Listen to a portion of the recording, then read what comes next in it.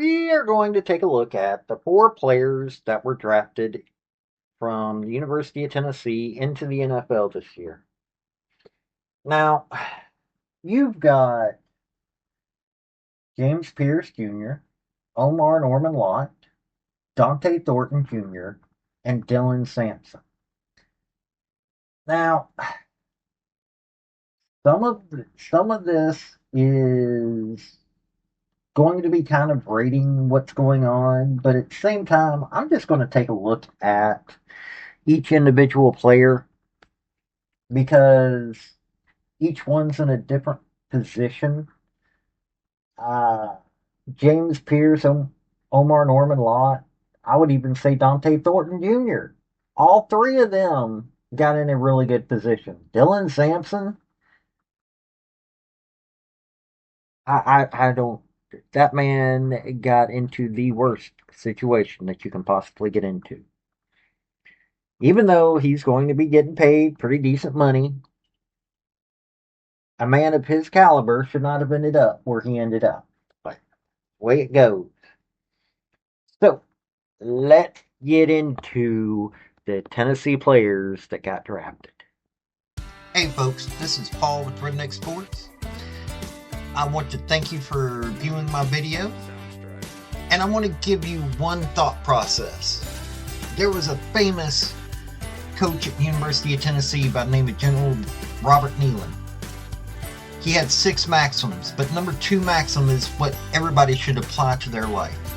Play for and make the breaks. When one comes your way, score. That's how to live your life right there. The first player that got drafted in the first round to the Atlanta Falcons is James Pierce Jr. Now, Falcons were wanting pass rushing, and who better than Pierce?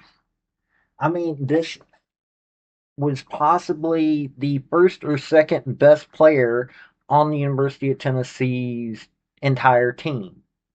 I, him and Dylan Sampson were the two most valuable players, in my opinion, for the University of Tennessee. The Falcons have a decent team. I'm not saying they have an amazing team or anything like that, but they wanted some pass rushing. They didn't believe that their pass rushing was strong enough. So what did they do? They went out and they got one of the more amazing players for pass rushing. Now, okay, there are all kinds of things that can be said, but uh, on defense, I mean, who else but James Pierce should be able to go to in the first round? Um, People are looking at it a little stupid. They traded with the Rams to be able to get Pierce. They gave up second round pick for this year, a 2026 first round pick, and a seventh round pick this year to get Pierce. So Pierce is going to have to do some major playing to be able to do this. But in all honesty, I think he can do it. I really do. The Kansas City Chiefs in the second round got Omar Norman-Lott. They are also wanting a really good pass rusher.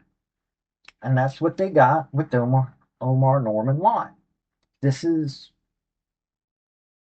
a really good pick. I mean, you're talking about uh, somebody that probably was pretty good assistance to James Pierce. Norman-Lott is someone that he's known for elite pass rushing. I mean, you take a look at, you go to Arrowhead Addict, and they're bragging about it. Everybody's going that the Kansas City Chiefs had a B plus when it came to what's their picks. Um, I mean, pass rushing seems to be what the good teams, well, I mean, Kansas City is considered a little bit more than good. Um, That seems to be what the good teams are going, okay, we need to strengthen this up a little bit. We need to make sure that we've got a deep bench when it comes to pass rushing. So picking Norman-Lott, that was one of those picks that, well, hey, very good choice. In the fourth round, Dante Thornton Jr. got taken by the Las Vegas Raiders. This is someone that I think was underutilized last year, partially because, well, we had a quarterback who just couldn't throw the deep ball. Um, Dante Thornton is known for his speed. Uh, Everybody says that he'll win the foot races, so he's got really good speed. He was one of the highlights when it came to wide receivers last year. Him and Squirrel White when Squirrel White wasn't hurt. The only problem is that Thornton doesn't have all the abilities when it comes to knowing routes and everything. I mean, he's good for what he is. He's a fourth rounder. Okay, that I can understand. I think he does add good things for what Chip Kelly would want. I think it's also what Pete Carroll would want. But is he going to be a good wide receiver? Yes.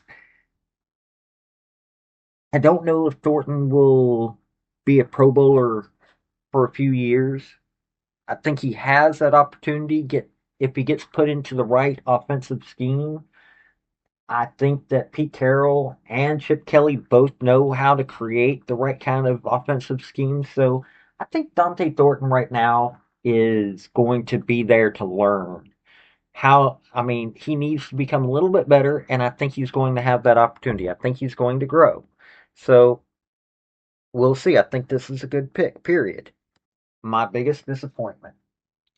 And it's not, you know, it's a simple fact of Dylan Sampson is was whatever one of the best wide running backs that was in this draft.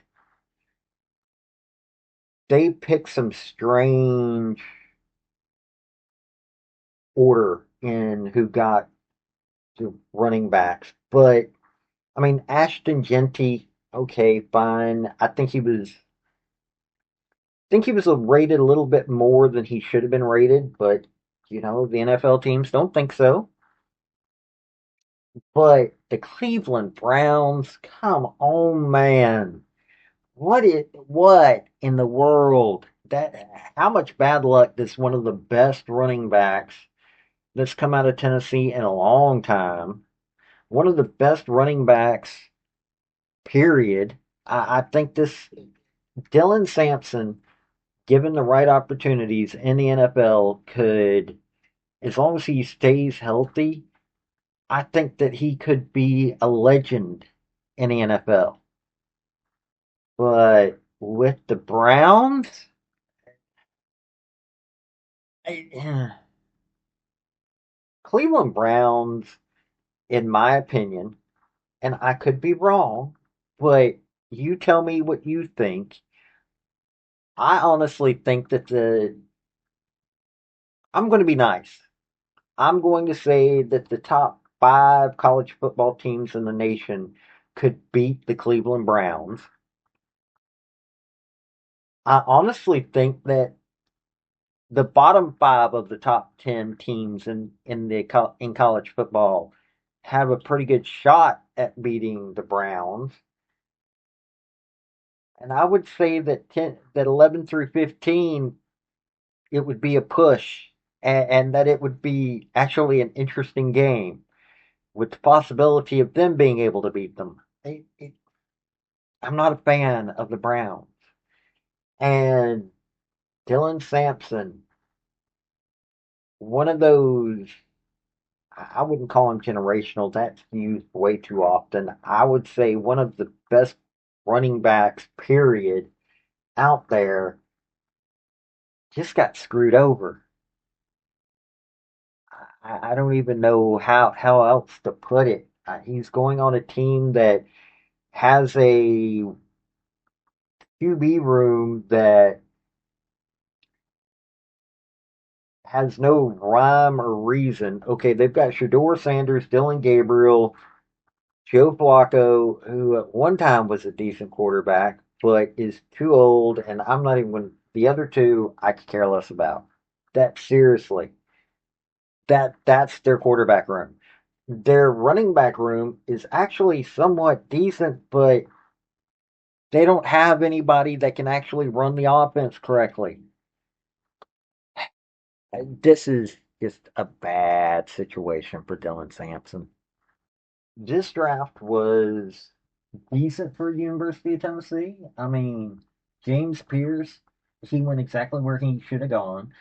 Omar Norman-Lott, in all honesty, second round's that's a good pick, a good way to go. Dante Thornton, I think fourth round is not horrible for him, especially after last year for the University of Tennessee. Dylan Sampson got disrespected. Then again, though, I think Cam Scatterbo got disrespected as well. Um, both them going in the fourth round, I think is just idiotic. You put Ashton Genty in the first round, put Cam Scatterbo and Dylan Sampson in the fourth. There was this draft was just weird, but hey, that's the way it goes anymore.